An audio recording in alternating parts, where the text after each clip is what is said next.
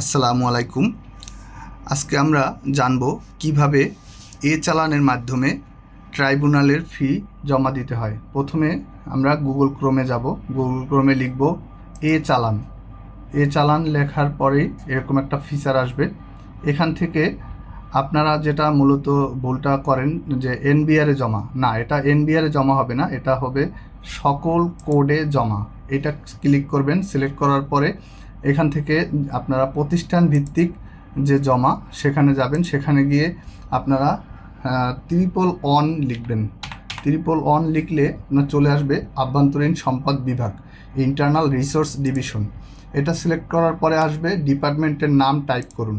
এখান থেকে আপনারা কর আপিল ট্রাইব্যুনাল, এই যে আমি আবার দেখাচ্ছি, কর আপিল ট্রাইব্যুনালে ক্লিক করবেন। সেখান থেকে ক্লিক করার পরে আসবে হচ্ছে প্রতিষ্ঠানের কোড, প্রতিষ্ঠানের নাম টাইপ করুন। এখান থেকে দেখেন সেকেন্ড নাম্বারেই পেয়ে যাবেন দ্বৈত বেঞ্চ অন কর appeal tribunal Dhaka, division bench on tax আপিলের ট্রাইব্যুনাল ঢাকা। এটা সিলেক্ট করবেন। দেন হচ্ছে আপনার এখানে সর্বশেষ এখানে আদার রিসিপিয়েন্টে ক্লিক করে দিবেন। দিয়ে দিলে এখানে আপনার আপিল ট্রাইব্যুনাল ফি হচ্ছে 1000 টাকা। 1000 টাকা সিলেক্ট করবেন। দেন আপনি যে ব্যক্তি বা প্রতিষ্ঠানের পক্ষ হতে অর্থ জমা দেওয়া হবে সেটি আপনি এখানে তার পরিচয়পত্র থাকলে সেটা দিবেন, জন্ম নিবন্ধন নাম্বার অথবা টিআইএন। সাধারণত আমরা যেটা করি টিআইএন নাম্বার দিয়েই আমরা কমপ্লিট করি। এখানে যদি আমি তার টিআইএন নাম্বারটা দিয়ে দিই এখানে চলে আসবে। দিয়ে আপনি এই চেক ইনে দিবেন। দেন হচ্ছে এখানে করদাতার মোবাইল নাম্বার আমি দিয়ে দিচ্ছি। মোবাইল নাম্বারটা দিবেন 01, আমি মোবাইল নাম্বার দিয়ে দিলাম। করদাতার ইমেইল দিয়ে দিলাম।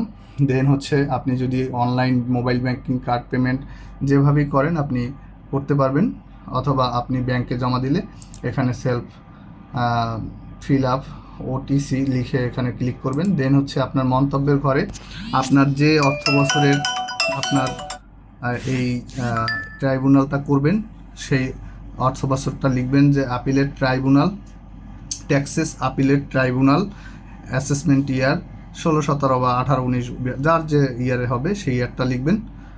লিখে আপনি হচ্ছে এখানে আমি যদি সংরক্ষণ অপশন আছে সংরক্ষণ করে দিবেন। দেন হচ্ছে আপনার পেমেন্ট দিয়ে দিলে আপনার চালান অটোমেটিক বের হয়ে যাবে। তো এই ছিল হচ্ছে আপিল ট্রাইব্যুনাল ফি কীভাবে দিবেন সেটার প্রসেস। তো আশা করি এই ভিডিওটি আপনার ইনফরমেশনের জন্য কাজে লাগবে, এবং আপনি এবং আরও 10 জনকে আপনারা এটি শেয়ার করে জানিয়ে দেন যে কিভাবে চালান ফি, ট্রাইব্যুনাল ফি চালানে জমা দিতে হয়। সবাই ভালো থাকবেন। আসসালামু আলাইকুম।